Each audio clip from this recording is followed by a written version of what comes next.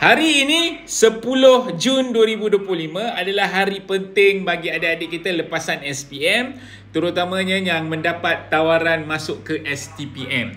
So kepada anda yang mendapat tawaran daripada Kementerian Pendidikan Malaysia untuk program STPM, Sijil Tinggi Pelajar Malaysia, saya nak ucapkan tahniah dan semoga pemilihan anda ataupun keputusan anda untuk sambung STPM dipermudahkan sampai ke penghujungnya, iaitu program ini 3 semester dan tak lama pun, setahun setengah saja, dan laluan anda adalah ke degree. So bila sebut tentang degree, pada tempoh ini, kongsikan video ni tuan-tuan puan, kongsikan video ini, save video ini kepada rakan-rakan kita yang sekarang ni ambil STPM.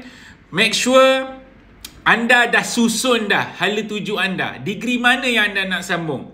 Daripada situ anda kena tengok syarat kelayakan untuk anda apply bidang tersebut, supaya masa tempoh anda berada di STPM, anda dapat target keputusan yang cemerlang, terutamanya berkaitan dengan CGPA. Sebab kadang-kadang adik-adik kita yang masuk STPM, dia just lalui proses yang sama je. Maksudnya dia ambil semester 1, semester 2, semester 3. Bila dia nak apply masuk degree, baru dia tengok aku nak program ni lah, tapi program itu tidak memenuhi syarat kelayakan STPM anda. So make sure adik-adik kita, tolong pastikan anda dah tentukan bidang apa yang anda nak ambil degree nanti.